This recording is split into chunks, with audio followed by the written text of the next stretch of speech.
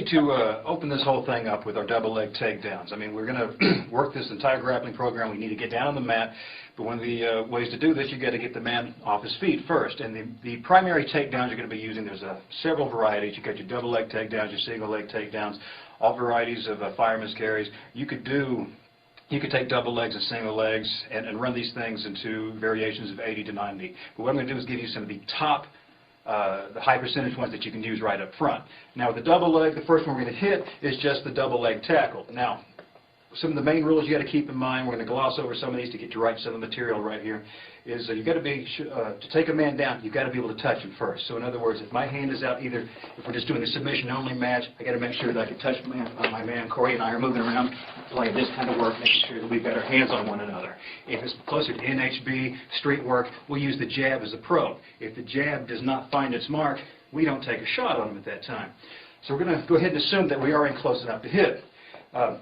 One of the other ideas we're going to keep in mind with all these takedowns is we've got to be able to break the plane of glass between your opponent's heels. So we'll have to pretend that Corey right here between the backs of his heels has a plane of glass, and every time I take a penetration step, either one of my feet or my knee will step through and break this plane of glass. So a penetration step would be either me stepping here or banging a knee under the mat where we get the penetration. Now the first one we're going to hit is just a standard double leg tackle. Now in a double leg tackle, it's not like a football where you just keep driving straight through and staying on your feet. We're actually going to bang both of our knees under the mat. Whenever I bang the knees down, my inside knee, which is my right knee in this case, will drop down to break the plane of glass. Both my hands will hit him where he bends, right behind the knees. Shoulder hits him in the hip, also where he bends. I don't want my hands on the calves. I don't want them on the hamstrings. I don't want my shoulders in the middle of his thigh. Always where he bends. That way he can give me less resistance when he starts trying to counter this thing out with some sprawls or some underhooking. And once we get to this point with it, we break the plane of glass. We hit him where he bends. The last thing I'll use to take him down, let alone my momentum moving through him, is I head hook him. If my head is on the right side of his body, once I have everything hooked up, I'm using my head to force off towards my right. So I'm using my head to push into it. My head was on the left side, force off to my left. So what we've got going on with this, we make sure we can hit the guy, touch him. We're going to bang both knees. Hit them both down, hit him where he bends. We would drive through and hook him with the head. Now you're going to find when you're working this move, if you stall any motion, this isn't going to work. So for example, it'd be the same thing if I threw a jab and just held it out there. That's not nearly as effective as snapping this thing out. So I got to bang both knees on the mat, hit him where he bends, then hit the head hook. Go ahead and do one of those. Ready for real time, sir? So right here, making sure we get soft. We'll move this back a little bit. Touch, touch, touch.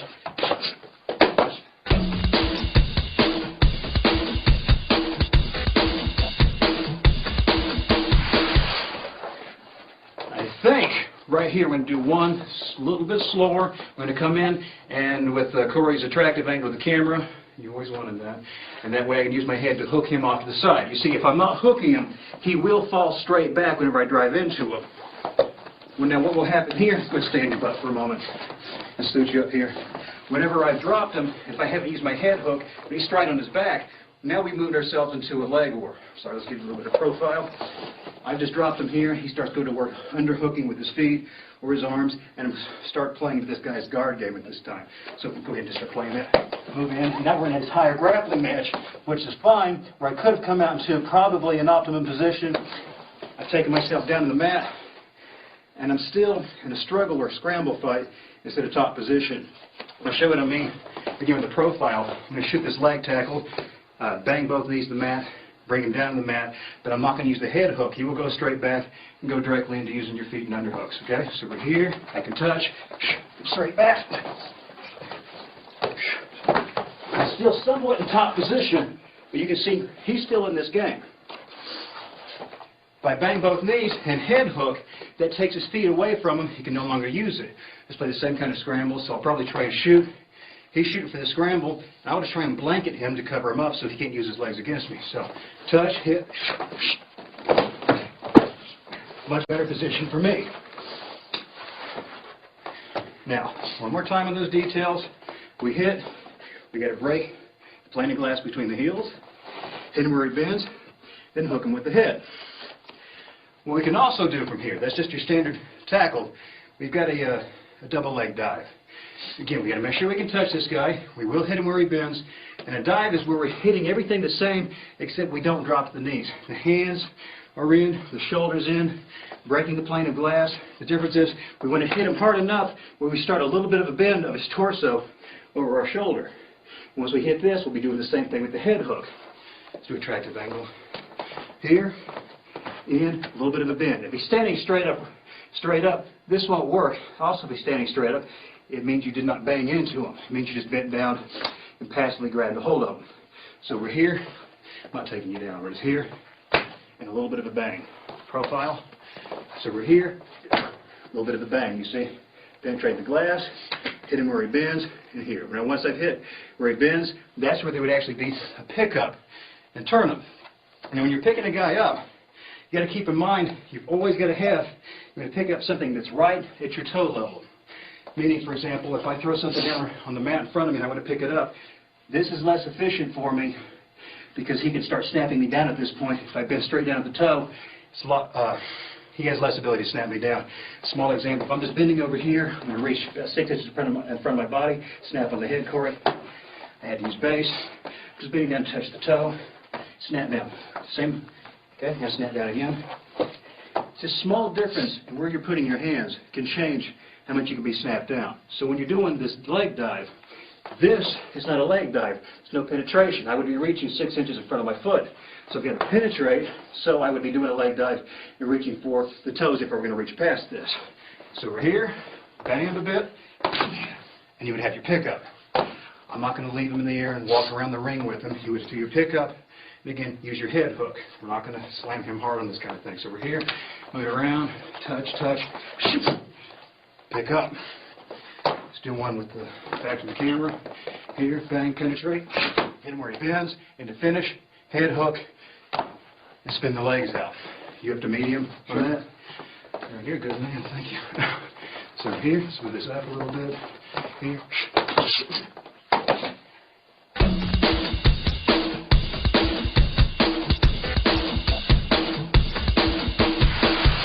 This all happens, not because you've got strength in your body. It helps with the conditioning. But I'm here, bend over my body a little bit. You will notice my foot's not penetrated past here. Here's me trying to do the same pickup. I can make it happen if I really push through, but I'm feeling it in the lumbar spine. Once I penetrate, and think about the toe moving past where I could reach for the toe, changes the whole game. Now, you got this leg tackle, leg dive. We can also take a look if we bang down to the mat with a single knee. Or in the leg tackle, we bang both. We're going to use a leg hook. We're going to bang the single knee and leave our trail foot out momentarily. All the upper body work stays the same. Hit him where he bends. Rear foot will come around and step behind his heel. So it's a heel-to-heel sweep. So we're here. This will be the motion. So we're going to bang the knee and step through. Now once I step through, I would continue on driving through. I don't have to turk his leg yet. Turking just means using my leg to arch a limb up to the sky. Just blocking this thing out. So in slow-mo, we're here. I can touch him. I bang the knee, penetrate the plane, hit him where he bends, and hook. Let's do that one more time, right about here. That half. Shoot. And down. Here, same thing. And down. I'm releasing this point for safety because we're not trying to cover them all the way up yet. Once with the rear side of the camera, we're right here. Got a bang. Here, hook, and I would continue to drive through. Right where he bends. Do one in real time. We're here. Hit him where he bends. And I would continue to cover on the way to the mat.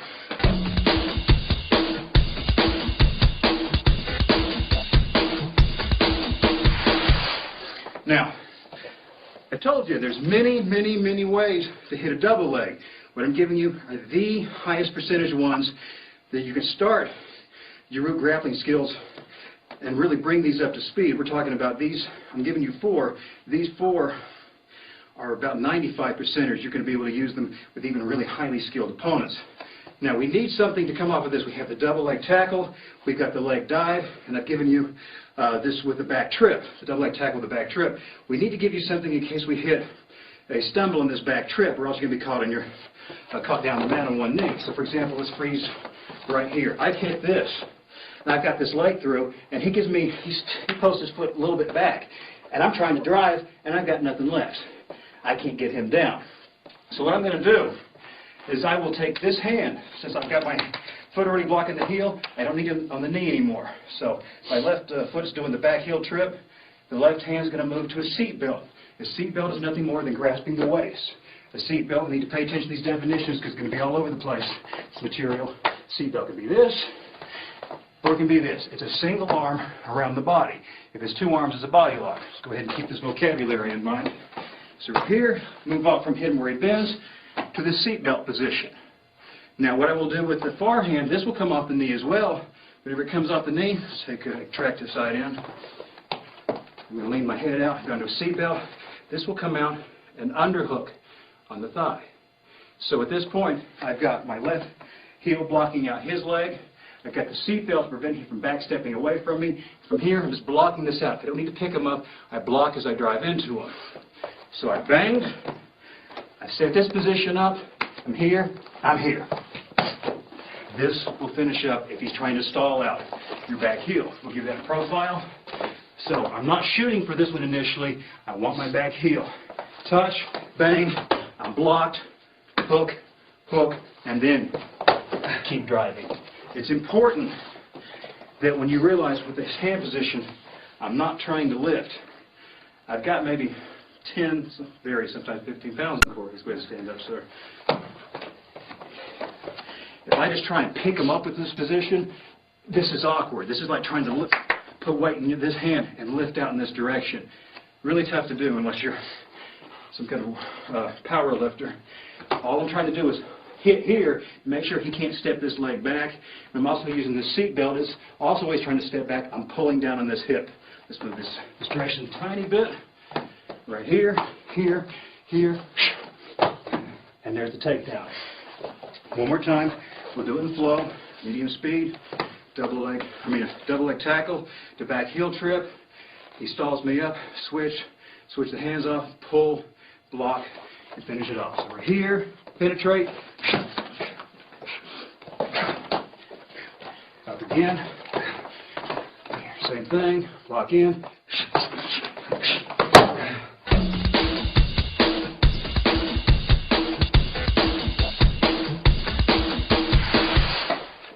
Now, when you're reaching, go ahead and address something that will happen in your matches. Now you stand back up. You're going to see motion sometimes when you're reaching for things. You're going to go, are you missing and hooking legs? Hell yeah, this happens sometimes. You'll be in the middle of a fight. You're still just trying to train your system where you're finding where your underhook is. If I shoot and I go, oh, I missed the leg, I just come to something like this, I'm not going to be able to finish. You've got to keep chopping and finding these underhooks that you're looking for. So, this would happen with anything. If I'm doing a double leg tackle and I realize my knee didn't break the plane of glass, what I need to do at this point is just keep sliding my knees up. Everything in grappling, just like in boxing, will call for some sort of adjustment where you just can't go, oh, that one didn't work, got to move on. You're constantly throwing your probes and constantly winging out techniques. And with that said, you've got 4 high percentage ones. We're going to give you even more ways to counter these out and to make sure that whenever you're being shot with a high percentage takedown, you can stall this thing.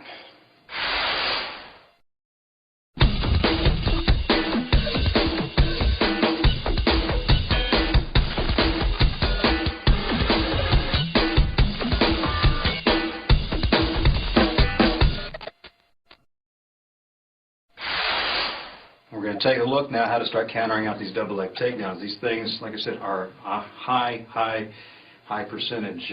Corey, if you're going to shoot in, for the most part, it's going to be a double leg, right? Right. A double leg is just like a jab in boxing, or a jab should be in NHB. The first and the king of the counters to the double leg is your standard sprawl. We're going to cover this in brief detail and make sure when you're doing a sprawl, your hips are what's driving the opponent. You never want your chest down on your opponent, and whenever you are sprawling out, you're going to take your insteps to the mat. If you've got your toes dug into the mat, you're creating drag, and they can continue to drive into you, and they can stand you back up. So let's go ahead and let's just go down to position as if you shot. When I'm talking about the sprawl, I would have hips through here. This on the hips right now, ignore the feet right now, the hips are proper positioning. This is wrong. You'll see a lot of people do this, think this is a sprawl, and they immediately start wanting to body lock. This is not a sprawl yet. He feels, which one do you feel more weight on? Let's get your head out here. Is the weight here or here? There. There's the weight. Also, you got to think about, my weight is just laying on top. I've not stopped him from penetrating through here if he's got good conditioning. I've actually got to use my hips as a stop for him coming in. Now, we talked about the feet. I'm getting off the balls of my feet right now. I want to be insteps down. So if he is driving into me, I actually drive back and across the mat. If I've got the balls of my feet on the mat, go ahead and give me a little bit of drive. Look at that. He stood me right back up. He can finish off his double leg. If the insteps are down, drive. Notice the slide here. And he's having to do a lot more work and less interested about completing this particular shot. So, the sprawl, hips in, chest up, insteps down. Now, just to make this fair one time, I'll shoot and you can put the sprawl in. Pay close attention because I don't want to get hit more than a couple of times. We move on to the next one. Does that sound good? It's good. Tit for tat. Okay, so we're here. I make sure I can touch him. I'll shoot the double leg. We'll sprawl. We're here. Look at that. He's got good position. I'll do it one more time. I'll keep driving. We'll move down some so we can see that your insteps are down. So it's here. Excellent.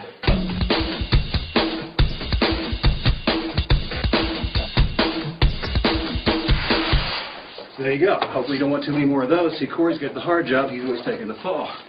See, you owe me some gratitude, right? You don't talk all the time now. Okay. Now, that's going to be one of the kings of your defense against a double leg. Now, what will happen whenever you're executing a sprawl, though, this is, as you already saw, we're on the mat. We're moving directly into mat work. Nothing wrong with that. You're in top position. I'm going to show you many ways to start, hooking this guy from right here. But there are ways to stop these things up and remain on your feet, because a lot of people, when they think grappling, they think, well, you got your takedown and you grapple around on the mat. Well, there's standing grappling as well. So I'm going to run you through a pretty good series of things that are both stopping a double leg on the mat and stopping a double leg from your feet. The next one I want to show you right now is the underhook and the inside thigh block. So, whenever he shoots in, an underhook, again, to get our definitions down, an underhook is any time I take an arm or a leg and place it under the limb that I'm trying to instruct you to get a hold of. For example, if I underhook his arm, that's an underhook. This is an overhook. Pretty simple vocabulary. We're going to make sure we're on the same page. We run through this long, exhaustive, painfully exhaustive series. So, what's going to happen if he shoots in? I'm going to underhook his head. So, whenever he shoots, there's a head underhook. Right, let's drop that arm out for my head underhook. This arm will overhook his arm on this side. So he'll shoot. Let's do the overhook right here. And once I've done the overhook, I'm going to run a thigh block, which is I'm using the back of my hand against his thigh. So I've got palm facing away, back of my hand on his thigh. So the whole thing together is going to be underhook on the head, overhook on the arm. We got a thigh block. The reason we're putting the thigh block in, if I just do an underhook and an overhook on his body, but I'm not stopping his hips from coming through on me, we'll show you what happens. I'm going to just do that only without the thigh block. You can pick up or drop as you see fit. Ready, sir? Okay? You see what happened there? I had my under and over in, and you see this a lot in NHB competition, because lots of times in jiu-jitsu, guys are just reaching, this is all I need. This is the powerful portion of the man's body. I got to stop the hips from coming in. So whenever he shoots, we're here, overhooking, and this is going in strong. I got my hips like, but I'm blocking this out. So let's take a look at the same amount of pressure. I just got this position in, and I want to give me about 60% on your drive. Okay, you got me. 60% on your drive. Same thing. It looks like a less cohesive or less tight position, because the other one you go, well, I'm gripping him tight. Well, it's going to be a hell of a lot tighter than the guy. Stop his leg. So again, he shoots, over, hook right here, back of the hand to the back of the thigh. There's your thigh pride, your thigh block, and right here on the head. So a couple times slow. Let's look at this side. One more on this side. Here you go. And just on this side. Take a look. Motion right here. One more time.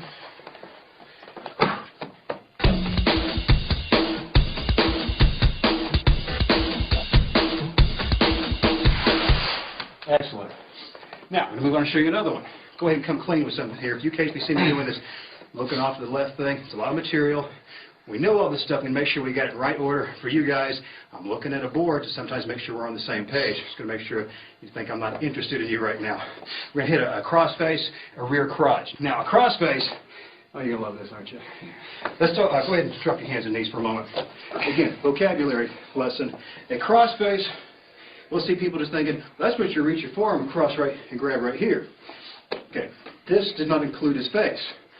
This is not a cross face. This isn't putting him in any kind of jeopardy, not making him mad. This is a little bit better variation, but the entry angle is actually, give me a little bit of an angle right here. It's going to be the inner blade of the forearm, being at 45 and down, so it's driving across underneath the nose and then down across the chin to grab the far shoulder. So this can work, but if he's got a really strong neck and you're in a struggle, he's getting a little bit of resistance, this angle starts cutting everything out.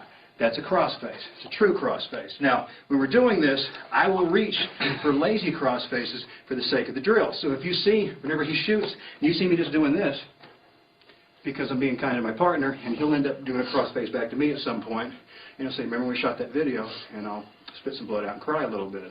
So I'm going to give him the nice version. But again, real version, let's stay up for a moment. It's going to be not here, but down and across.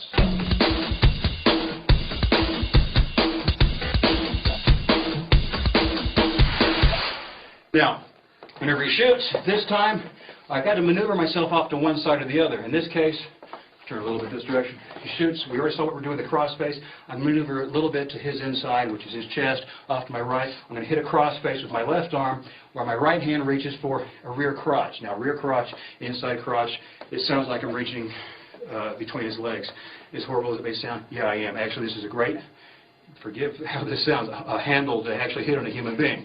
But he's cupped up, everything's fine. We're actually going to get where the hips are the main, where the main body mass is, the center of mass right here. This is actually a great place to be able to pick and lift people. So whenever he does hit, I'm hitting a cross face with the left, I'm reaching over and across his near side thigh, which in this case will be his left leg, and I'm actually reaching the hand. It's actually coming around the inside of the thigh, but sometimes if it's necessary to come up in where the cup region is, it's just going to have to be, sorry about that. You're going to hit the cross face, hit through, and a little bit of a lift to turn him off on the side. We'll do this fairly slow, a couple of different angles. Every shoots, we've got the cross face to here. I'm going to let that loose a little bit, and reaching through here. And then it would be a chest through to bump. I can do this from standing position, this semi-crouch, or we can do it from the knees. Let's do the setup again. He shoots. See the footwork to angle this off. Cross face. If I let his head stay in place, he's still able to drive through me. If taking his face away, removes a lot of his strength. Hit the rear cross position and drive through. Let's do one about 50. I'm going to bunk you down. All right, thank you, sir.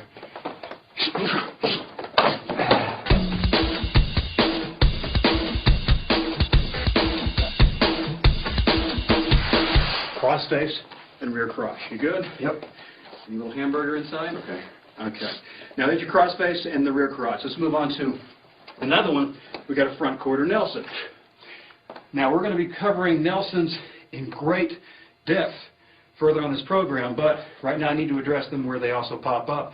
And we can use them as some defense against this double leg. Whenever he shoots, we can take someone's mass away, drive away from them by posting on their head.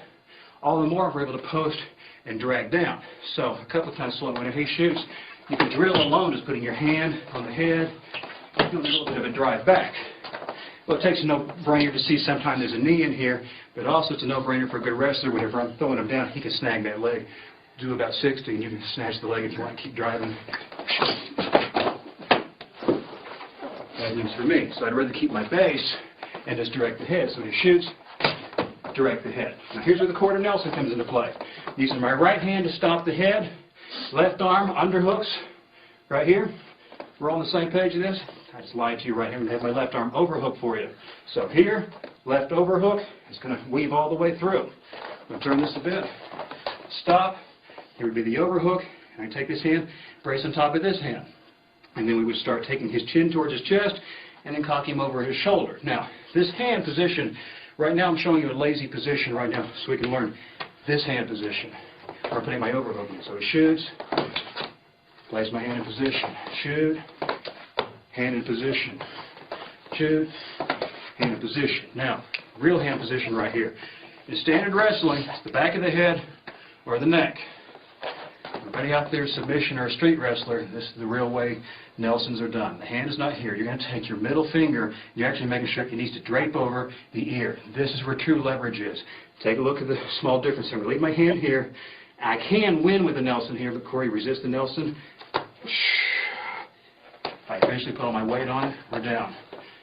Small change in hand position, resist the Nelson.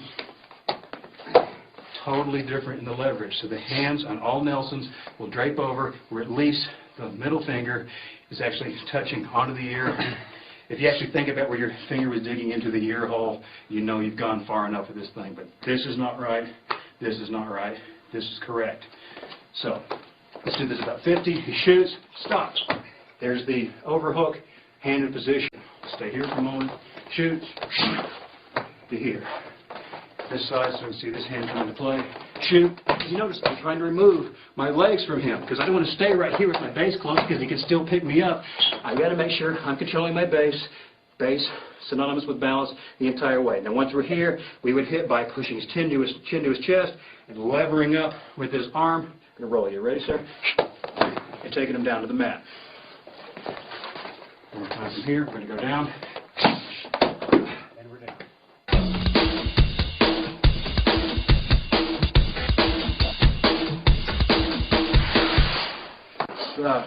Since we're down, let's have you on your back, sir.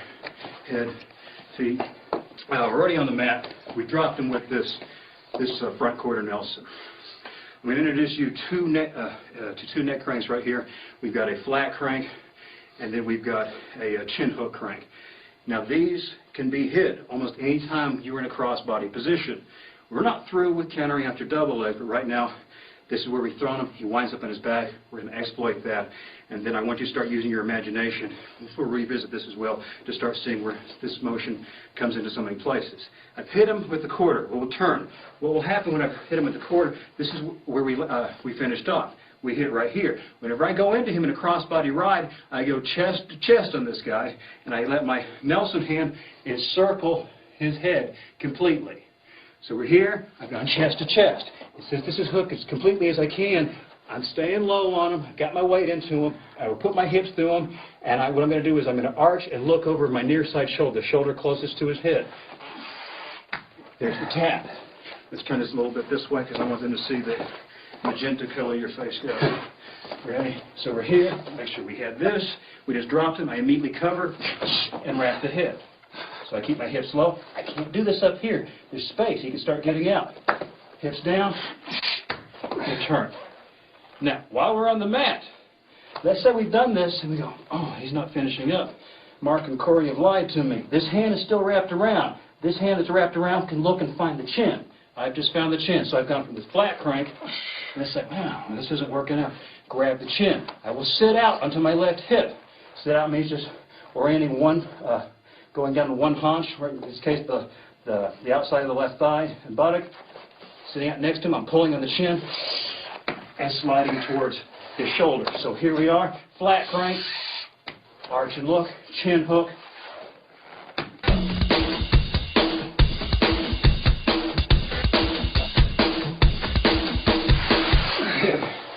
Those are healthy taps. I don't blame you. Nice. Okay, so you got the flat right into the chin hook. Again, those will pop up later. Even places where we don't show them to you, keep in mind if you're in that position, you go, hey, my arm can go around him right here. And I think this thing will work out pretty good. Now we've shown you a front quarter Nelson. Let's play with another Nelson, which is a reverse Nelson. Back to the feet. He shot on us. We're still using the same hand to post and stop. Where we just had the hook coming all the way in to hit the stack position. If I remove the hand that was posted on his head and just hit him right here and drape this finger over, this right here is your reverse half. So here we have a front quarter, reverse half. There's so many Nelsons. It'd be nice if you can learn to memorize all these so you can start finding the variations, because Nelsons are devastating. Nelson's rule? Very strong. Here, what do you see at Princeton bar? It's coming up later. So right here, this is your front quarter, this is your half. So same kind of setup. Post on the head, overhook, only difference is we're going right here. This leaves us an arm free to bang if we want to, start hooking if we want to. I'll show you some Princeton bars later on. But the levering is still going to be the same, which is my attacking shoulder is higher than the attacked shoulder. My fingers draped over in the ear. I'm pushing his chin towards his chest. And we've taken him down to the mat.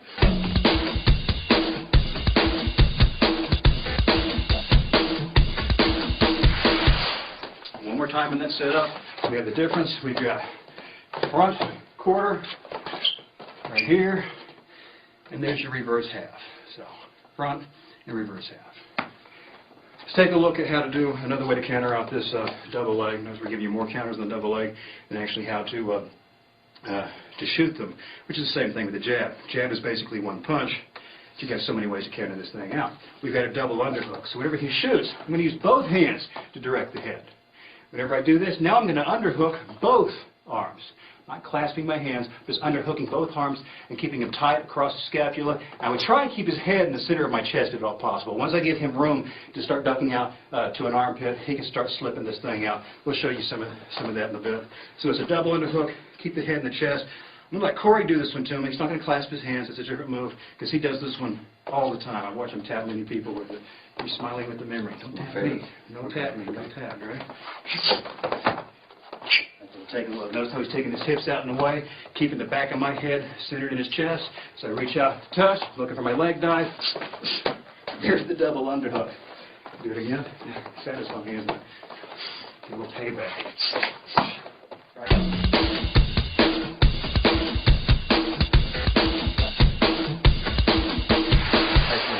That's your double underhook. Fairly easy sort of thing to hit. When you hit this double underhook, many things you can do. You can drive someone back into to the wall, the cage wall, parked car, whatever. You can also hit an elevator with this thing. I can do this to you because you're younger. So I hit this double underhook. In this case, we do have a head fed off to one side. I'm going to feed it off over here for a moment, so just pay attention to me and don't look at your face. So right here, I've got this double underhook.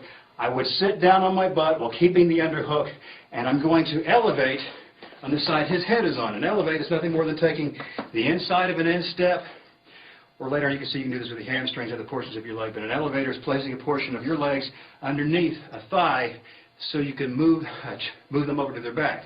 So what I mean is when he shoots, I got my double underhook, he shot his head off to one side. Now optimally I would try and maneuver to get it back in position, but if he's been strong to have this on one side, we'll turn this for a moment. I'm going to sit down on my butt. Since his head is off to my right, it's going to be the right foot that looks for the inner thigh. So I will sit down and try to do this slowly and nicely as possible. I'm trying to keep no pressure on his neck right now. And as I sit down on my butt, I will kick on this thigh. So here, kick. This will take him over. Once we're over in this position, now I will sit out on my hip to my right hip, slowly. Right into a stocks position. So we have the double underhook. Corey's fave. He's damn good at it too. If his head moves off the side, see him hit this too. You can hit this underhook. Remember, elevate, the side the head is on, kick him over. Do it again slowly so you can look at the finish. So we shoot. You know you're smart. So we shoot, double underhook, his head's off on the side. Now I would sit on my butt back here if I can. I'm going to try, I would be hopping underneath him to set this elevator. Ready, sir? Elevator! And over. Now I'm going to have you shift this direction just a moment. So you can take a look from this is how this is going to look when we hit. Right here, I'm on my knees, profile. Then sit out on my hips slowly. And what I'm finishing with is I'm spreading his arms back behind his above his head while I'm taking my armpit back into his neck, forcing his chin towards his chest. So we're here. You can imagine if you took a big, long, bad intention sit out, what this is going to do to the neck.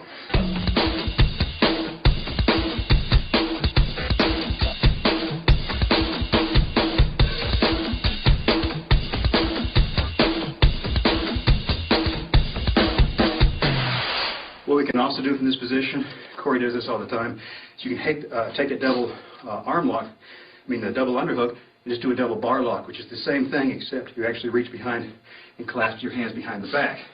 You're still optimally trying to keep your head in the center of your chest. It's a good snap. Did I start that? That's nice. Good. Yes. Okay. You want to do this one to me? Sure. Double underhook, right into holding the hands together, do a double bar lock. You ready? Elevator. No elevator. See, I don't fall down. I'm old. Ready? Look at his hands right there in that position. Put a little squeeze in there. There's the tap. So all I had to do was take his chest or hips through my neck, forcing it to my chin, and spread my arms out and keep this clasped the whole time. And that snap right there means stop, or you'll see tears before the camera. Ready to do it again?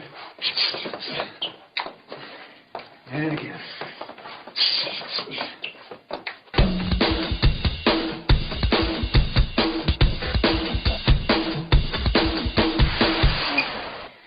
Enough hurting me. That was good. Okay, now we'll move on from that one. We've got the double bar with a back trip, which is horrible. Same thing. We hit. There's our double bar position, but again, the head's come out to the side. Now we've got to do something about this because I can't get the same pressure on his head. So the back trip, whenever his head's on my right side, I will use the back of my right heel against the back of his right heel. It's nothing more than hitting here. As you can see what's going to happen now, we're back in that stocks position, except even more vicious because our hands are gripped together. So he shot, I got the double bar lock, his head's on my right, here, bam, I'm going to release. For the sake of the drill, take the sit out, bam, there we go. Very friendly. Yes, I can. So he shoots, poach, get the double underhook to the double bar lock, his head is on the side, so it's on my right side, right heel to right heel, release, for the sake of friendship, sit out, take the shot. Now, we would optimally be doing this all the way. Even in competition, I would release that to that double underhook position, save that for street or prison. That's the only two places I can think of really going to be putting that kind of thing in.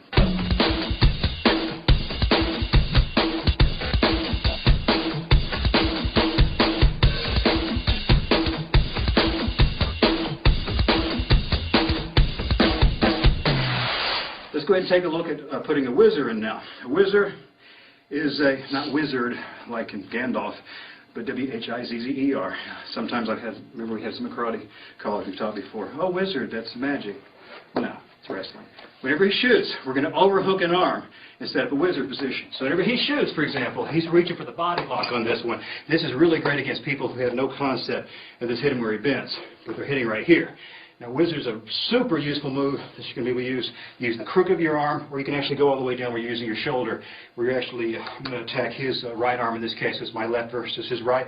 I would use my left to backstep with my right in this position. Now, while I'm doing this, I'm decreasing my base on top of his shoulder, and I would be driving him all the way into the mat. So he shot, overhook, doing this slow, and bring him down. Perhaps, let's do one in this direction. Again, he shoots. There's a huge overhook on this side. Let's have the shoot again right here. Sorry, I was on that angle. To here. That's just setting the whizzer right here.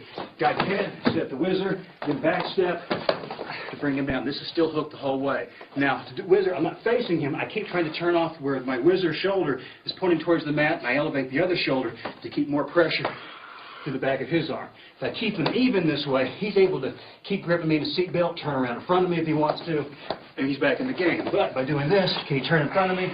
No. I've got some good weight on him here. So again, the whizzer, hook this thing up, and you can drive him really, really hard in the mat. Would you like to do one to me about 75%? Yeah, be nice.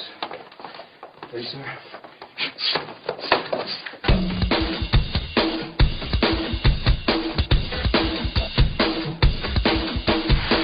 There you go. It's the whizzer. Now, we can play a little bit more with that whizzer. We can have the whizzer with an ankle pickup. It's he shot. I've hit the whizzer right here. It doesn't matter the relationship of the feet. My feet can be in front. It can be behind. With my free hand, I shot this whizzer, and he's been pretty strong. Listen, he could even post it on the mat to stop this thing up. We'll turn a little bit so we can see. It's posted. My free hand just hooks behind his heel, finishes off the whizzer. We'll see, that was my leg behind his. We can do the same thing, my leg in front of his. You're going to see it just drops his base. All you got to do is just read the whizzer. His base is going to go out from underneath him. Let's take a look at both versions again. He shoots, whizzer right here, drop. Catch you nicely for the most part. Here, and drop down.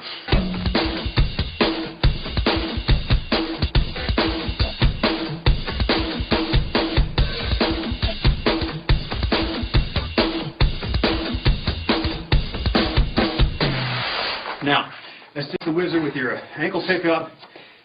Let's take a look at a really mean version. The whizzer with the fallback. We shot. He shot. I hooked the whizzer. Here's the important work now. My left arm's doing the whizzer. I'm staying lazy with it right now. The important thing is this left leg. I come between his legs. We hit a grapevine. A grapevine is any time that you use your legs to start wrapping his up. So I'm actually going to use my instep to wrap behind it. So we're here to here. We got to do this one so slow because this hurts. What I'm going to be doing here is I hook the whizzer. He's got good base. He's been traveling with me. I'm going to finish this guy up. And I'm worried, even if I'm worried about reaching for this, I'm going to hook this grapevine. Now, when I hook this grapevine, I'm going to kick the grapevine leg up and forward while lifting on this whizzer. We'll do this nicely. Okay, we're right here, space. Let's move up a little bit. Good way to hook the grapevine up. You just say, well, right here, I'm going to torque your knee. There's the grapevine. I would fall back, pull, and kick. Just drop that leg out. You good? Yeah. So we shot, we're here, grapevine, and kick to bring it back.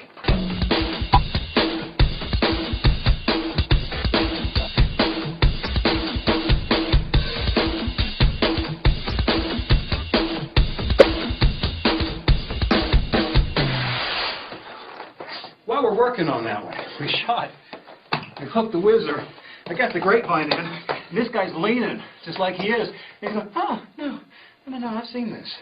Okay, so kicking back, I'm not going to be able to do. But notice, whizzer's in, grapevine's in, but there's his base. Let's move this back a little bit. Since his base is right there, free hand will block out his far arm. I'm just going to not drag it, but make sure he can't move out with it. Hit him with the whizzer, elevate his whizzer leg, the grapevine leg to the rear, and drive him over. So we're here, kick. This brings him down. You got a hard job. So we're here. So I'm blocking, and this leg before the fallback, kick forward. In this version, I'm kicking back. Here.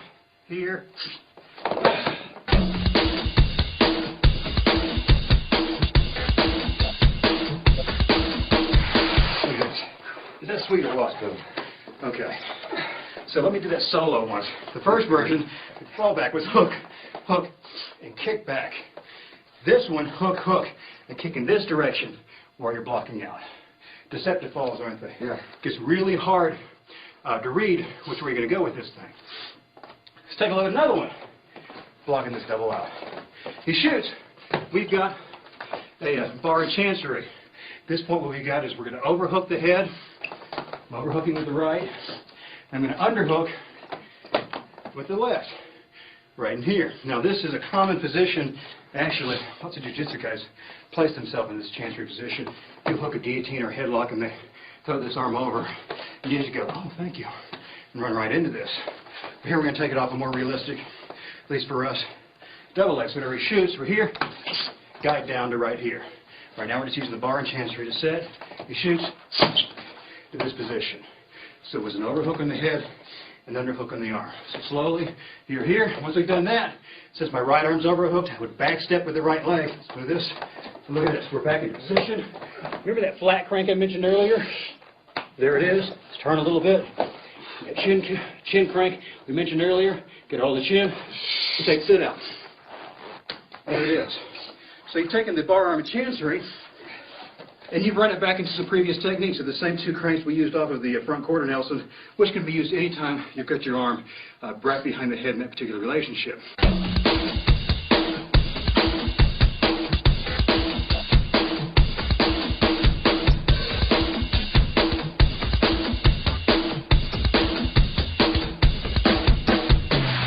Just a few more. Stay with us.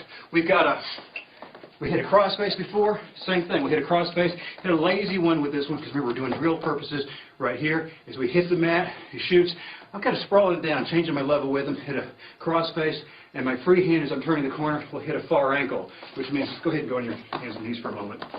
And I use my free hand to hook them. The ankle's fine, but optimally at the laces. There's greater leverage. These are called ankle picks, when really they should be called lace picks to hit at the instep. So we're going to hit the cross face, run around, hit the far ankle, and then we drive over him with our chest. So he shoots, lazy cross face for safety purposes, change base as we're going down to the mat. Boom. Let's take this one down from a lower position. We're here, shoots, bang to your knees. We're here, here, here, all the way to the knees. Hit the laces and chest over. These last few we're showing you here optimally where you have sprawled to some degree. And we're down here, we're working. We're hit there, here. That was the far ankle, releasing right now. So I don't keep as much pressure on, but I would keep this far ankle. You can start running these things in all sorts of toe holds.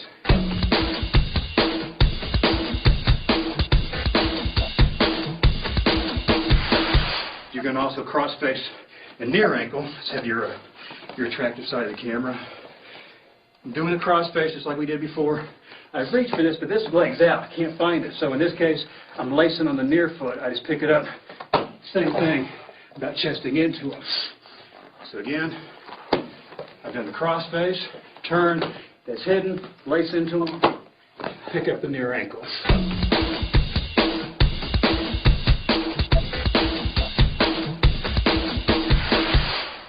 We've also got, from right here, we can stay in this position, he shot. I don't have a cross face at this point, but I'm still driving into him with my sprawl.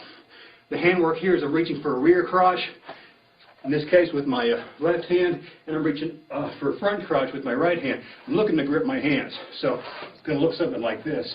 So I'm trying to get my weight off towards the side I'm working on. Once I have these hands gripped, just picking him up and throwing him over. One more time from that angle. He shoots, he's driving, we're here, there's the grip, throw him over. From this angle perhaps, he shoots, he's driving, hipping through to here. There's the turnover with the crotch lift.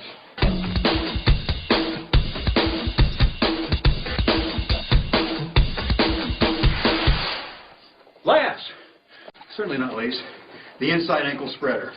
Let's have this angle again. You're facing it. He's driven, again, down low. And I've had a problem getting all the way, turn the corner. I don't have a cross face in. I can't get the far ankle, inside ankle. Not been as successful as I like. But what I can do is I can pick up on this near ankle. But you'll notice, if I just pick up on it, this lets him keep driving into me. Keep driving. And I start falling back on my butt.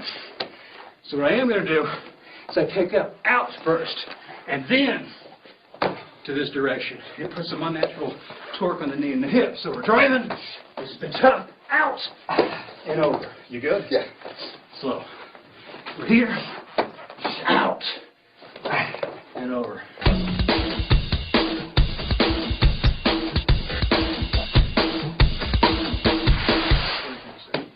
You got right there. We've shown you 4 ways on that double leg, and I think a myriad of ways right there on your defense.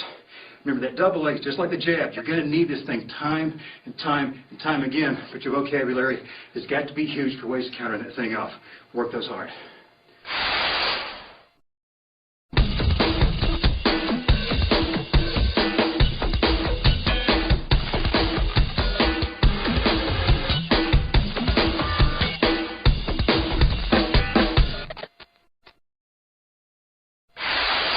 All right, we've taken a look at how to do the double leg takedown, which again is your jab of your takedowns, and we've taken a look with many, many ways to counter out the double leg. Well, it doesn't stop there. We need to make sure that everything has a counter, recounter, so on and so forth ad nauseum. So we've already shot the double leg, we've countered the double leg. I'm going to give you a few different ways to start countering out some of the counters to the double leg. Now remember earlier we talked about the sprawl. We advised you against hugging around the body, for example, in this manner right here. The reason we do not hug in the body is because you can be hit with a double reverse wing. Now, again, vocabulary at this time. A wing is any time you immobilize one of your opponent's limbs that is wrapped around your body. It's usually done against an arm. So, for example, if I have my right arm seatbelt here and Corey overhooks it, he has set a wing. He's overhooked it, and the wing will actually be whenever he dips and rolls. Go ahead and wing. And he's essentially executed for a wing. Don't worry about trying to memorize that one right now. It's going to come up in a whole little section on wings, which makes it pretty easy to find because it says wings on it. Now I'm going to show you how to hit a double reverse wing.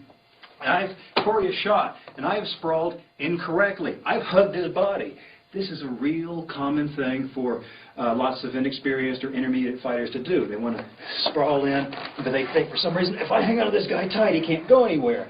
All I'm doing is helping this guy. So hit a double reverse wing. Corey will overhook both elbows and then duck his head out to one side, and then he will look hard to the ceiling, take a sit out, and roll me over. You ready to do this? Yes, sir. You're a star. Yeah. There's his double reverse. Notice he's overhooking both elbows with the crooks of his arm at this time because I made a bad call. His head's got to come up. It looks to the sky. If he just does a lazy duck out with his head, just do the lazy version, I'm able to just kind of drag him over. That's just pretty much just falling over on your haunches here. You got to make sure you really look hard and up. Give the solo version kind of up, look big, up into position. See, that's perfect. If I were there for him to support his body on, he would already be in top position. So we'll take a look at the double reverse again. He's shot, we're here, and hit. Good. Let's do that one time for fun, and about 80% tempo. Let's go from you shoot, me sprawl, I get the body lock, double reverse swing. Down here up. Start right here.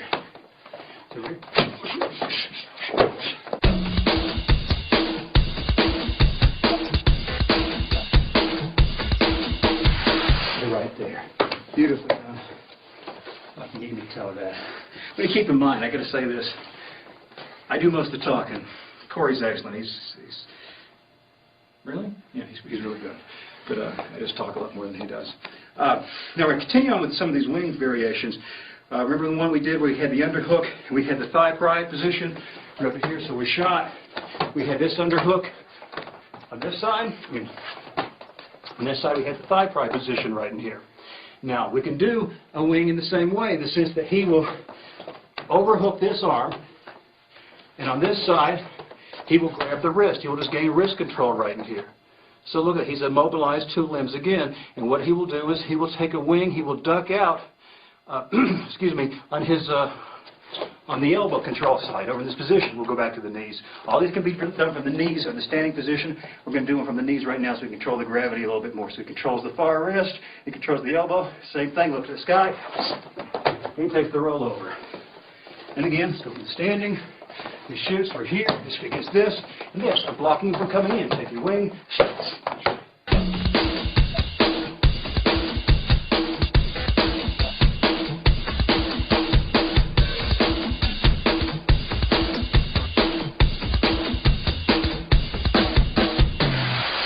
shot.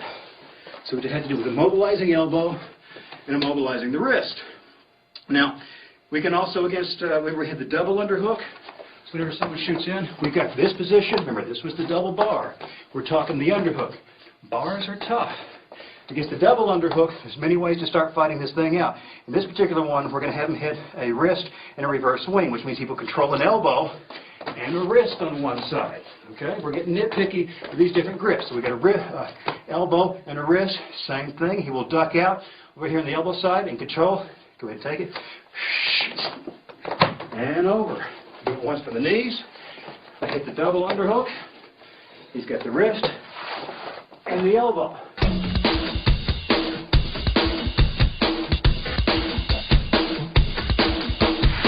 So there you have a reverse swing along with the wrist against that double underhook. Now, what you can also do is just call a double elbow lock against this double underhook, which is I'm still doing the same double underhook. The difference is he grabs both elbows. Okay, you know, well, Mark, do we need this many? You gave me an elbow and he held the wrist on the other side. We want to make sure that when you're running through your drills, you've got You've played with all the permutations, so nothing feels foreign, nothing feels alien to you. No matter where you lay your hands into position, you're going to start having an answer for what's going on. I mean, that is the basis of true scientific wrestling, leaving nothing to chance. So again, we're coming underneath, double elbow lock. Again, it's called elbow lock. It doesn't mean taking a submission at this point. It means he's just locking the elbows in tight. We'll do this one for the knees. We've got the shot, double underhook. He grips both elbows, takes a wing with the duck out there. There we go. Don't flat that myself. Did you really? Let's see if you can tap yourself in the feet. Be careful because I can't break fall on this one, okay? Ready? So, he takes a shot, double, he's got it, hits. Bam.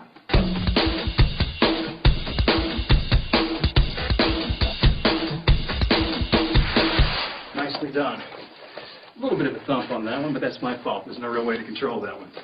Now, so far we had the double underhook. We've hit that with the wings. And we've hit it with the revert, with the elbow lock. We've hit the wrist. We can also hit a fireman's carry against this double underhook. Let me run this one. So we're shooting in. He's got his double underhook. I'm doing the exact same thing as we just did with the double elbow lock. Look, we got both of these wrapped up. Now, I'm going to duck out, side facing the camera, so to my left, and I will bang my right knee to the mat. So I'm hooking the elbows and ducking to right here. So it's here. Again, the key to these wings is getting your head out to the side, as Corey was just showing you earlier. So that's the first portion of the motion. So at the same time, when I take that duck out and bang the knee, I'm going to reach deep into the crotch. Now once I've done this, I can go down on both knees, or I can stay up on this one if I think I've got more strength, or I got a greater weight on him. I'm going to pull on the elbow that I kept, and I'm going to lift with the high crotch on the opposite side. So it'll look like this is slow. He's on top. I've got him loaded on me already. Pull and lift. Oh, that sounded fun. Okay, let's do it again. So, I have shot, double underhook, double elbow lock. I just can't release the elbow and reach in here because he's stopping me. So I got to make sure he can't go anywhere, and I just can't reach for it because he can pancake me back to the mat. Go ahead and do that. There you go. I was going to say a swear word, Corey. That was good. So we shoot. So I got to drop with my base and make sure he can't pancake me. It's my entire weight coming through. So I get that hook, and then I can bang this knee down and take the rocker version of this fireman's carry. One more time. Notice I make you do the following ones 3 or 4 times. I only do it once. Do it. Okay. So shoot. We're in here. Drop for base. There it is.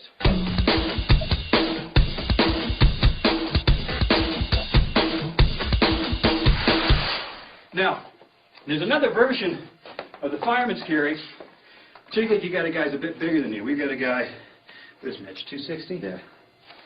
Big guy. Good wrestler, too. And if we try to do this same rocker version, we might get so far in our lumbar spine goes, ah! No, don't do that. So we got to have a variation for that. Same thing, double underhook, double elbow lock, but this time, instead of me just banging this way, this is the right knee that was going to go to the mat. I'm going to step through between his legs. Let me release for a moment. I'm stepping deep with this foot and still hanging on to this elbow. I'll hopefully take the dump over here.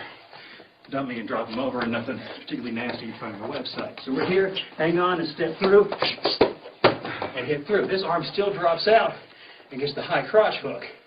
We'll try and do that slow. It's tough because I have to have my basis ending. So we shot. Double underhook, hang on to here as I'm stepping through, and then release at the last moment. Ta-da. Ready for that one about 70?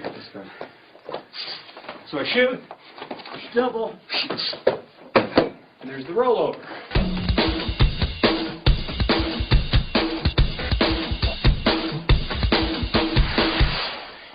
Now, we've done the fireman's carry and such.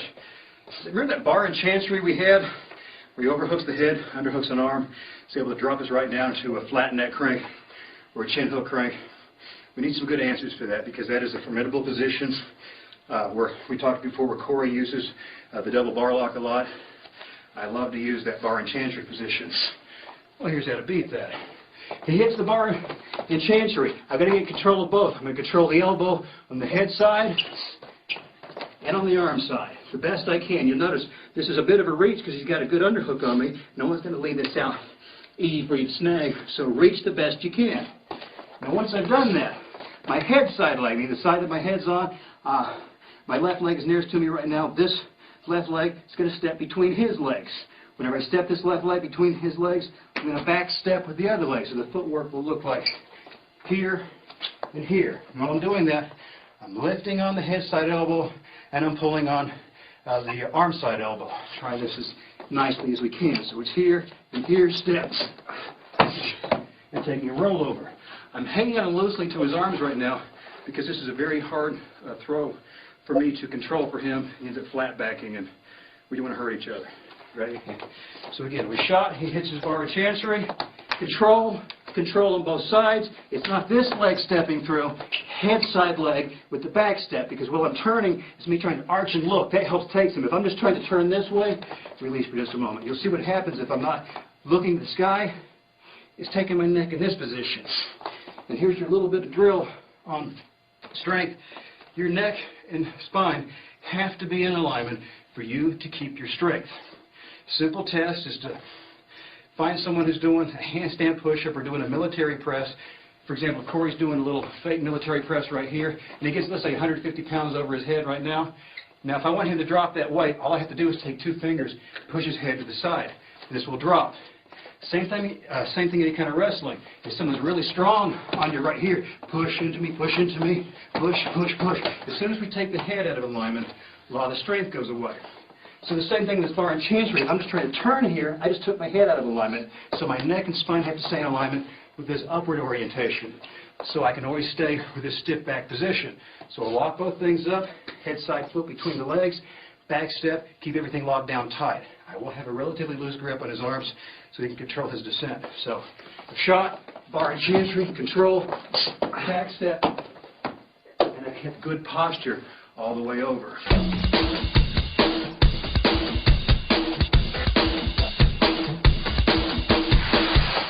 Also against the bar and chancery, you can hit what's called an underarm spin. I'll show you this one, attractive side of the camera momentarily. We're here, underarm spin before this hits. I still got the same hooks. Control the head arm and the underhook arm.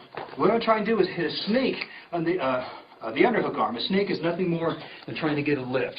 And these, you'll be hitting these all the time. A sneak or a slip, you'll be hitting these in the Nelson category that we got in this series. I'm going to try and get a lift and get my head ducked out to the underhook side.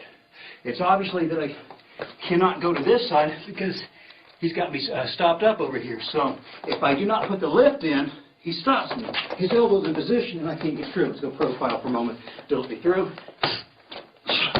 Can't make it. I'm just hurting my own neck. But if I get a lift in at the same time, I'm able to duck out on the other side. And once I take that duck out, we'll freeze it here. I'm already here. I'm going to start turning back into him, but I'm leaving this upper arm, his humerus, my shoulder and the neck. I'm turning, and I'm grabbing his wrist. I'm getting a 2-on-1 on his body. We're going to go all the way to the mat with my head and shoulder on his arm while I'm hanging on to his arm with both hands at the same time. We do it a few times slow. It's actually an easy technique once you realize what's going on. So here's the slip and lift. Head ducks out, high to the sky, 2-on-1. Keep your weight on it, and drop to the mat. One time. Slew. Here. Lift. Duck. Hook. And it's the body weight. The head and the shoulder and the back of the arm. One time at 70. Okay. So we're here. We got the hook up. Here. Got both locked up. 2 hooks. Lift. And down with the underarm spin.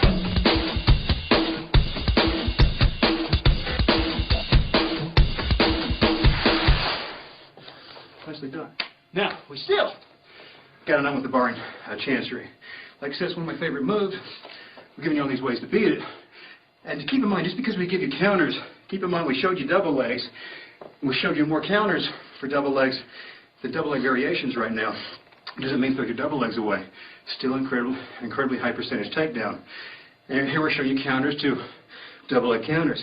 This can keep going on and on and on. Again, what we're trying to do here with this program is get you up to speed, beyond speed. We're moving you up here to Mach 5 with your grappling program, so everything will really get a sense. You'll get a sense of the totality of grappling, instead of trying to grab little bits and pieces of information here and there. Okay, against this the bar and chancery, we already had the underarm spin versus the bar and chancery. We can also take the standing forearm and rear crotch bar and chancery counter here. So what we've got is I'm going to have both hooks going on right now like we had before, blocking with the head side and on the underhook. And what I'm going to do is I will keep the underhook side, which is blocking out this arm side, and I'm going to try and duck and look towards the back. Now, the thing is, he will still be trying to weight me down, but as I turn to the back, if I feel the weight coming back down on me, I will turn into him, release the head side arm, and grab the near leg. And at this point, I'm pulling hard on his underhook arm, and I'm head hooking with my head, just like we did in the double leg tackle and the double leg dive, and I'm just blocking this knee out. So we're here, and I'm hooking, trying to turn, drive, and down to the mat. So we go in, walk up like we did on every single one of them, trying to come out to my head side, keeping my head nice and tight, pulling tight on the underhook side arm, releasing to here, and using the head hook to drop them down.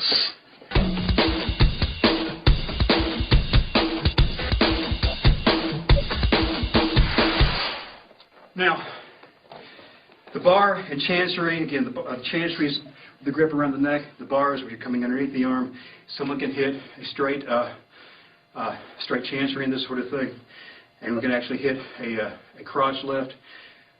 You can also hit a crotch lift off the bar and chancery. I'm going to show you that answer for both the bar and chancery and just a single chancery. So we get the bar and chancery here. And the crotch lift can be nothing more than me turning the corner. Instead of hooking the leg, I'm hooking up underneath for this high crotch position and taking the lift. So it was pulling on the arm, underhooking the thigh, and I'll take a back lift. Now, I had a bad neck position when I first showed you because I was trying to look at the camera and talk to you. This is not how you would lift. I need to hook and arch and look up. So hang into the arm, turn the corner, not reach for the leg, reach high in the crotch, lift, and then you can spin him and drop him down on his head or shoulders. Right now we'll just get the lift. So there's the bar and chancery, take the turn, and there's the lift. Doesn't really take any imagination to see what's going to happen from here. Since I'm control of his near side arm, it's going to take a nasty fall. We won't make that happen. We'll do it one more time. Let's do it back to the camera without the drop in it. So we're here, turn, and there's the lift.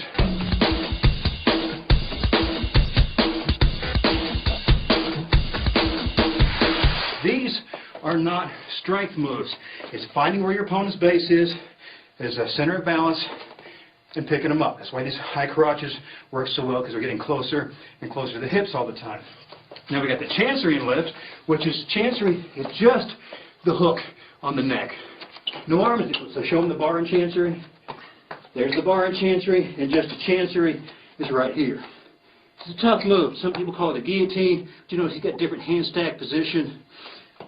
We covered this before in our ABCs, NHB. Real quick, go ahead and hit that.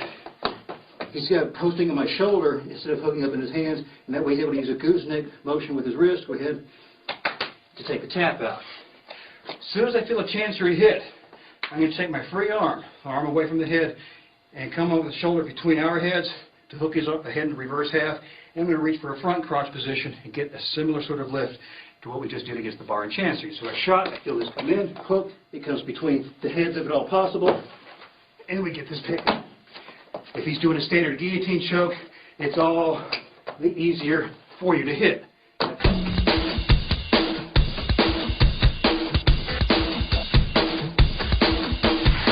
in mind, while you're doing this, look what happens whenever you're doing this guillotine. This is actually not formally part of the outline. Just keep in mind, whenever I do this motion in between, I fed him a bar and chancery. Hit the bar and chancery now. Look at that. We're back down to the mat. So while you're doing any sort of reverse Nelson lift against a chancery, you're going to have to keep in mind that he might run off to a bar and chancery. When he does, run to one of the 3 previous counters that we just gave you for a bar and chancery, so you can tie these things together. We can keep chaining them for you right now, but we're trying to kill 384 moves here. We don't want to eat up any more of your time. Okay, we're also taking a look now how to beat the whizzer a few different ways. Whenever I've shot and he hooks the whizzer in. Let's go on this side. All right. He hooks the whizzer. I can beat the whizzer with a heel lift or what's called a hawk lift. I'm going to give you both versions right now. When he's hooking the whizzer, he's getting ready to take me down the mat. I take my free arm, I reach through and I grab his near ankle, and I just hit a lift. So again, we're going to hit this slow. I shoot. Here's the whizzer. He's turning the corner, and I pick up the leg. So it's nothing more than that. Hook and pick up to take the base. The hawk lift version just means hawk, H-O-C-K. I'm underhooking and picking up the near thigh. So we know we're hitting. Go ahead and run the whizzer down to the mat. There's your whizzer. To make this happen, you've got to have this little back step footwork with his near leg, so that's why we're attacking the near leg. So we're hooking, we're going about 50, gets right here. We can find that leg and take his whizzer power away from him. So we hook, we either got inside ankle or the hawk lift right there.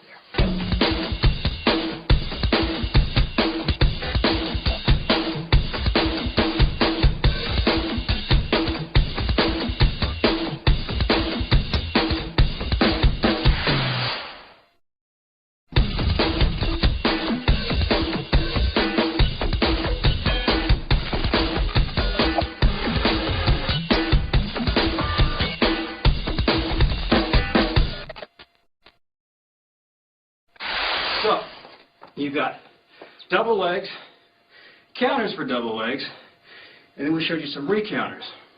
Not done, let me give you a couple more ways to counter out some recounters, and one more on top of that, because this thing can keep going, but hoping to open your eyes and give you an idea of everything that can happen here. Let's go back over here where Corey had a double underhook, and I dropped down to take a fireman's carry. Where I drop down this position, well, he can stall this thing out just by hitting a sprawl, like we did. That was our first defense against a double leg. Hit the sprawl. Now look what that does to my body right here. So what we've done is I've shot an offensive motion. He's defended it. I've recountered. He countered one more time. So try to keep your eyes open to how a chain will work. So I will shoot, double underhook. I will shoot down for the fireman's carry. He will sprawl. So here we go. Here, double underhook. The sprawl, he breaks it out.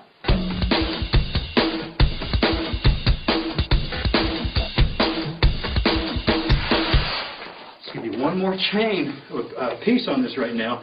You know, the nature of this series has not changed, just to make sure we're on the same page how this should be done. Go back, tweak. Yeah. Cool. Good.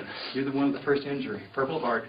Then we drop down, and I hit this fireman's carry. He hits a sprawl. I will, chances are, have lost this leg position because the sprawl takes it away from me. I will keep my overhook on his arm. So we're here. Stand up for a moment. I hit the fireman's carry. He hits a sprawl. This is a tough position. I will keep this position. This arm will sneak out and come over his body and hit a version of a pancake. Pancake is anytime you're able to flip, turn someone to their back. So again, we're up. I hit the fireman's. He's hit the sprawl. I'm caught down. Keep this hooked in. Come over the body. Start elevating and turning over.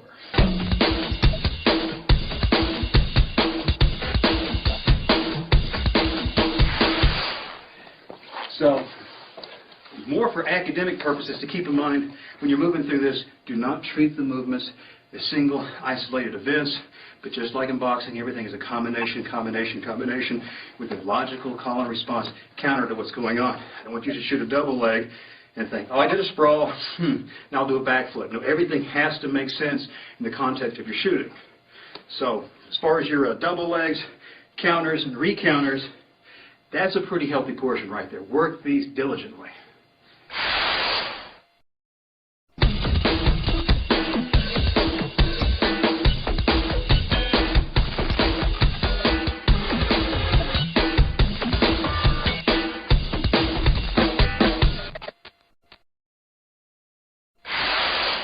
Okay, we're going to take a look at single leg takedowns. Now we've shown you double legs, single legs. Double legs are high percentage, it's like a jab. And that's more of a new school way of thinking about the takedowns. The old-timers, they thought that the single leg was the highest percentage. So I pretty much think that you want to combine them both and use both the old school of thought and the new school of thought. There's no exaggeration at all whenever I say that we could do, as far as double legs, single legs, and the counters and recounters for them, we could stand here and talk to you for 3 or 4 hours on that, and it probably is worth that sometime, just because you've got such a wealth of information there for such a high percentage move, and to have an actual grappling system, you got to get people down on the mat. Right now, I'm going to give you a couple of really high percentage ways to get this high single, and then we're going to show you a few ways to start countering this thing out. Just like we did with the double leg, we're just not going to go into nearly as much information right now. Not because it doesn't exist, it's because right now I think this is the most important stuff that you're going to need. Now, a high single takedown is where we have a double leg. Pretty much we're trying to block out both legs. Here on a single, we're just trying to control one leg at a time. Now, you can either have two ways to grip this thing out. I can take his lead leg and have the other arm in a seat belt. How this can happen is if I've shot for a double leg dive and he's dropped one leg back away from me, so I come up for this single pickup. That's one way. That's pretty easy to envision doing, and it's just pretty much you're taking your leg dives and coming to here. What I want to show you is a more scientific way to hook this high single. You're always going to be hooking the single with your inside hand first, meaning my right hand versus his right leg, and not vice versa. If I take my left hand in first, his basic counter against this incorrect form is to hook a whizzer. So if we're here, you can see slow-mo, bam, he hooks and goes down. We'll do one of those about 80%. I'll come in and you hook it so we're right. Oh, sure, you're glad. For 90%. 90? Let's drop it to 50%. Here we go. Okay. And we're down. He's blocked it out. There is no whizzer if I come in with my right versus right with the inside hand. So we know it's going to be the inside hand first. We're going to pay attention to the same idea that we want our toes to penetrate the plane of glass, because I do not want this portion here. I've got the snap. He's got the snap down on me, so I need to step through with the same kind of thing. I can reach down and touch the toe and keep base. Now, if you take a look at a particular gripping position, whenever I do get the leg picked up, outside hand then comes through, and it will be palm down. So I'm going to hook with the inside hand, outside comes in, palm down, and then I hook my hands together in a palm-to-palm grip.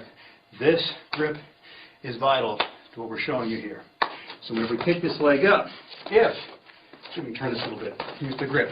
Inside hand came through, outside hand came through, and it's palm down, inside hand is palm up, and I've got the outside hand is the one that's penetrating through. I do not have the V of the hands behind his knee. I got the outside hand through so I can dig through with the inner forearm bone. The reason we have our grips in this position, let me switch the grip over and show you the difference. We're not making this up. Try it so you can see. So if he's hopping, I haven't taken him down yet, he's hopping around, pull my hands apart. Again, pull them apart. No problem. Let me turn my grips over how we're telling you to pull them apart.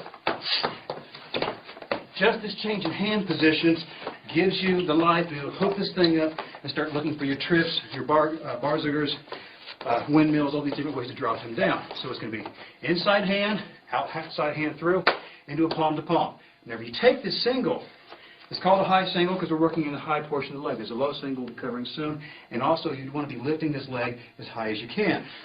Now what we're going to do right now is we're going to hook this high single, we're going to pick this thing up. So at here, we'll be able to touch him, smack, and pull this thing up. And again, we've got to be able to touch before we can shoot. So it's here, and up. I've got my grip in proper position. Now, I'm going to give you a drop from here is basically me continue to lift and look to the sky. This will cause, I don't even have to put a sweep in, which you can, which will cause this leg to hop off the mat enough for him to go down. Good enough for me to hit that one time? And hit and left. So we're here.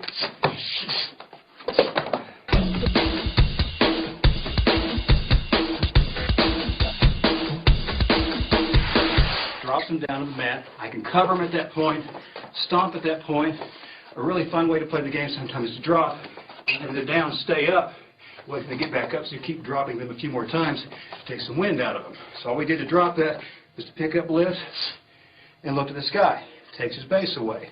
Now another way we can do this is with an inside trip. We'll hook the high single, and since I've got his right leg, my right leg comes in heel to heel, and we would just drive through him and drop him to the mat. So we've got the single, we've got the lift, so right heel to right heel, there's the drop.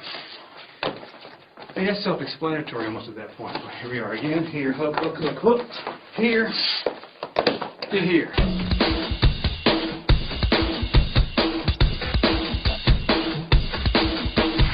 Now, we're not playing with submissions on this particular takedown, but I do want you to keep in mind, one reason when we're falling, we would optimally like to have his leg always between your legs, because at this point, it's so easy to hit a short knee scissors by dropping through, and we can pop this knee at this point.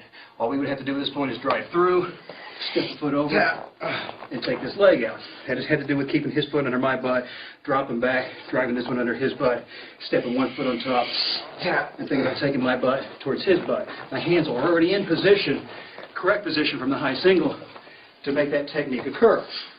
So you've got a high single, and one of the main things is to work that proper grip.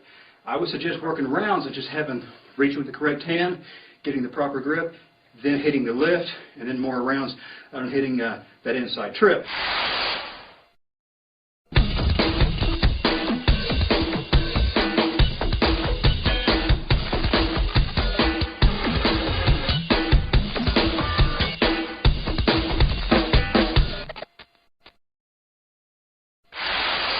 We need to address how to start countering out a high single. So, Corey hooks up a high single on my leg. He's got it in the air. He's playing a good game. We already know we can't rip his hands apart. So what we're looking for is a more convenient way to hook this. We're going to try and pull off a double wrist lock. A double wrist lock in jiu-jitsu circles, some people it's a kimura, it's a down paintbrush, it's an entanglement lock. It's a double wrist lock. That's what it started out being. That's what it's going to be to me. I'm going to overhook this arm, hook his wrist, and then figure four my own hands. Let's do this nicely. So it's here, it's overhook, here, and here. So even if he has his hands tight, I now have a nice stabilizing grip to lift and pull. So he's got this leg in the air. I would be hopping around while I'm trying to fight this out, because he's looking to get a lift, and I'm trying to prevent him from getting all the way up high on this lift so I can hook this thing up. Once I have this, then we're looking to drive your leg to the mat and rip this arm to the sky. There's ways to continue on with, down to the mat with a double wrist lock and run through a submission chain. We're not going to cover it right now. Trust me, hold your horses. It comes up later in this material. So he hooks up the high single, keep his head controlled, and hook up the double. Now, when I'm talking about head control, as soon as he picks this leg up, I can't be out here, or he's going to pick me up and do the same thing that I just did to him earlier. I got to keep his head down, here, weave through. It's got to be that motion right there. He's opening that up a bit so we can see what's going on. And to break this up, I'm jerking on this arm and jerking my leg down to the mat. One more time at 60.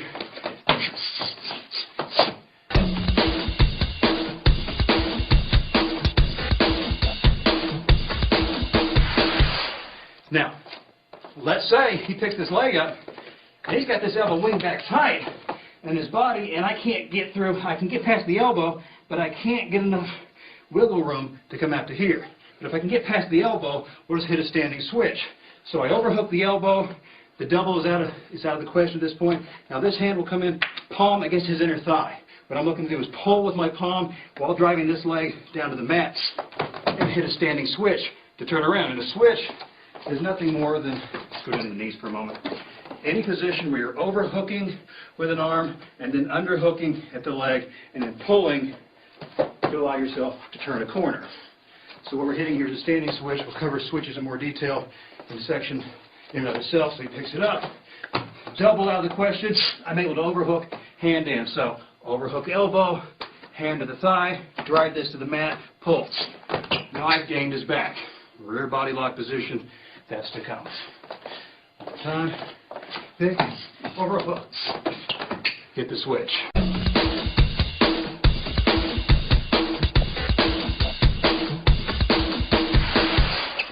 Now, we also have a standing arm drag.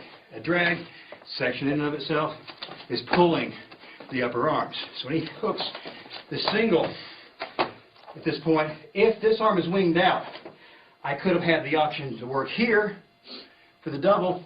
I could have also had the option to work to the inside immediately. Here, we're going to work to the inside immediately, or it could be you couldn't hit the switch, but I can't pry from this far. I decided to hook to here. So, release for just a moment.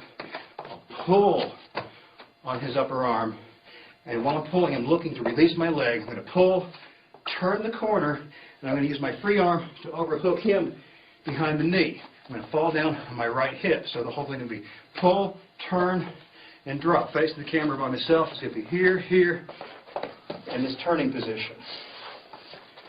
So he picks it up. Pry that thing out. Sorry about that elbow. Hit this drag in, turn the corner, and go all the way down to the mat. We'll try and hit that as slowly as we can. That was still somewhat controlled. It's hard one to take slow. So we're here. Pry. Here's the drag. Turn the corner. Pull. Pull. Drop. This leg is actually trying to slide between the legs. We'll go as slow as we can. Here. Pull and keep turning to face back into us. One more time, about 60, no more than that. So he shoots, pry, here's the drag, and then we're all the way down the mat with the standing arm drag.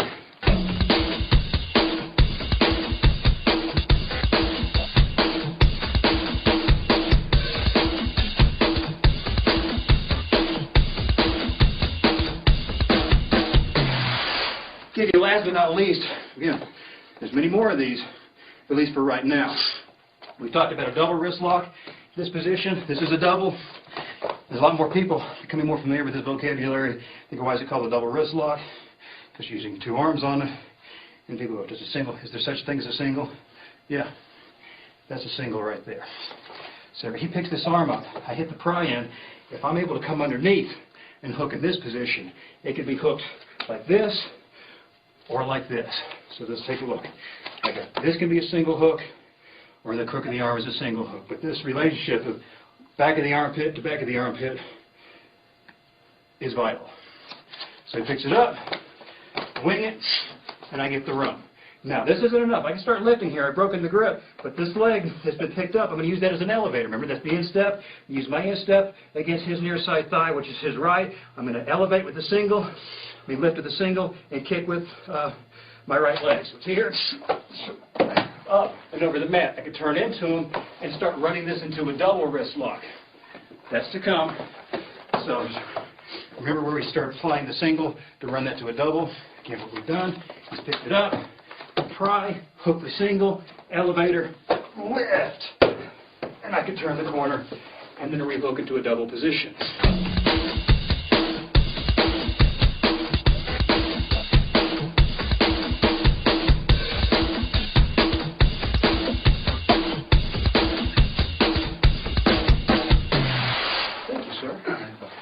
Many, many ways to do a high single, many, many ways to counter it out. Those are a few, but those are pretty high percentage. Work them hard.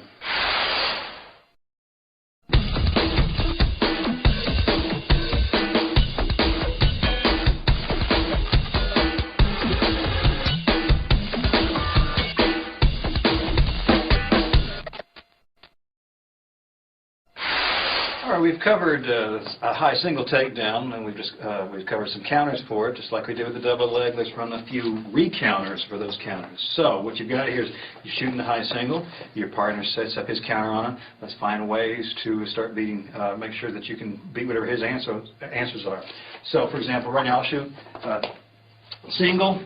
Corey hooks up. We'll turn a little bit. He hooks up the double wrist lock on me. Hooks the double wrist lock. We know it's a pretty formidable movement right here. I will release his leg. He's going to be ripping this hard and fast towards the mat, so we have to do this quickly. Release his leg, and then clasp your own hands together to block this up. Once you clasp your own hands, you're looking to bring your hands back right in front of where your belt buckle would be, right in front of your navel, and this can really stop him from able to rip this thing over. So go ahead from here. Hook up. Can you rip that over? Walk it up. Now watch this. If I bring my hands out to here, look at the rip over. You can hold the hands apart. So my job is to get them right in front of the navel, and that gives me this gets my center of mass a lot stronger in this position. So same thing. We've got high single. He's got his double wrist lock. Release. Pull your hand right back to position.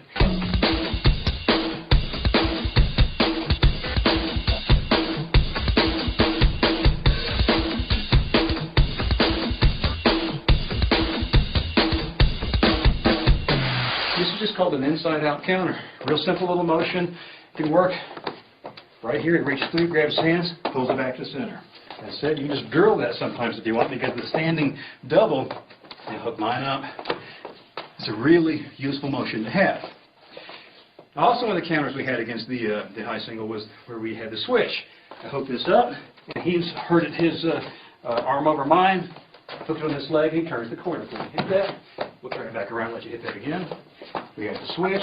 I'm setting up these lazy high singles right now. So I want you to pay attention to his counter so we can show what the recounter is going to be.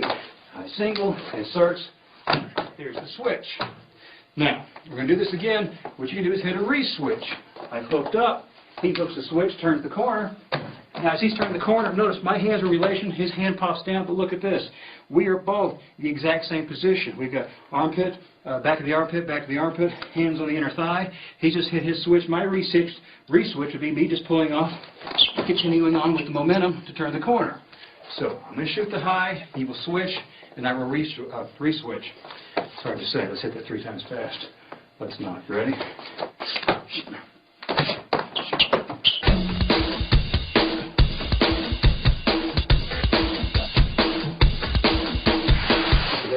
Me to a single, him to a switch, me right into a re-switch. Starts looking like this little do-si-do position, but it keeps you in control of the fight. So again, slow. Here, hook, pick up, switch, he turns. I'm in the same position right here. This is the key. Pull out and hit my own switch position. One more time slow. Pay attention to the arms. Here, pick up, the switch. And then I hit the re-switch position. Now we've got another one where we counter with the drag. I hit this position here. He hooked to the inside of my arm, come to the inside, and remember he dropped to his haunches, reached around my knee, and pulled me down the drag. Go ahead and do so. And we're down.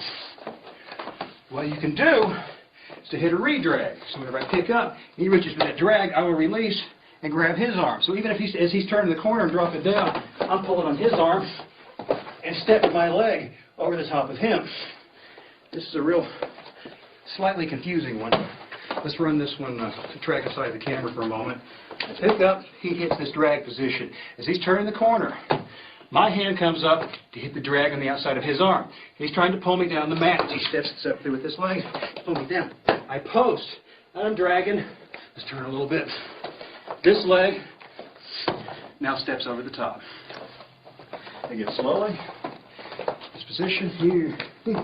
Pick up, he hits the drag, I release, hit my own drag, post, step over the top. We do that with 50. Okay. Right here, so here, pick up, here, pick up.